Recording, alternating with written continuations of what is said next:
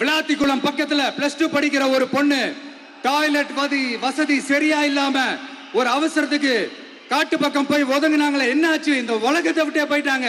அதுக்கு முதல்வர் விஜய் பேச்சு மக்களுக்கு பயன்பட்டதா? இந்த தொகுப்பில் பார்க்கலாம். தமிழக முதல்வர் விஜய் திருச்சியில் வெறும் 20 நிமிடம் மட்டுமே பேசினார். மக்கள் நலம் சார்ந்த பேச்சு இதில் இல்லாதது வருத்தமளிக்கக்கூடியதாக இருக்கிறது. மேலும் திருச்சிக்கு சென்ற முதல்வர் விஜயால் போக்குவரத்து நெரிசலால் திருச்சி மக்கள் நொந்து போனார்கள். விஜய் பேசிய 20 நிமிடமும் பிற கட்சியை குறை சொல்லியும் தற்பெருமை பேசியுமே செலவு செய்தார் என்று அரசியல் விமர்சகர்கள் கருதுகின்றனர். விளாத்திக்குளம் மாணவி கொலை சம்பவத்தில் டிவிகே தலைவராக விஜய் பேசும்போது மிக வன்மையாக கண்டித்திருந்தார். விளாத்திக்குளம் பக்கத்துல +2 படிக்கிற ஒரு பொண்ணு டாய்லெட் வசதி சரியா இல்லாம ஒரு அவசரத்துக்கு காட்டு பக்கம் போய் ஒதுங்கினாங்களே, என்னாச்சு? இந்த உலகத்தை விட்டே போயிட்டாங்க. அதுக்கு என்ன பதில் சொல்ல போறீங்க?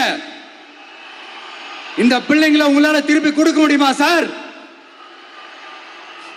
5 வருஷமா போலீஸ் டிபார்ட்மெண்ட கையில வச்சுக்கிட்டு என்ன சார் பண்ணீங்க? பொம்மைகள் மாதிரி வச்சு விளையாடிட்டு இருந்தீங்களா? ஒரு மனசாட்சின்றது வேணாம். நாங்குநேரி பிரச்சனையை பத்தி பேசினா அது போதையில நடந்துச்சான், போதை பொருட்கள்னால அது நடந்துச்சான். பெரிய கண்டுபிடிப்பு, எங்களுக்கு தெரியாது பாரு. ஆனால் தற்போது முதல்வராக இருக்கும் விஜய் இது குறித்து வாயை திறக்கவில்லை. தமிழக அரசை ஆண்டு கொண்டிருக்கும் விஜய் விளாத்திக்குளம் உள்ளிட்ட கிராமங்களில் கழிவறைகள் எத்தனை உள்ளது என்று ஆய்வு கூட செய்யவில்லை.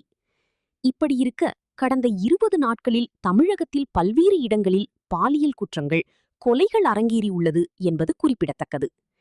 தேர்தல் பரப்புரையில் பேசுவது போல் முதல்வர் விஜய் பேசியதாக திமுக குற்றம் சாட்டியுள்ளது என்பது குறிப்பிடத்தக்கது.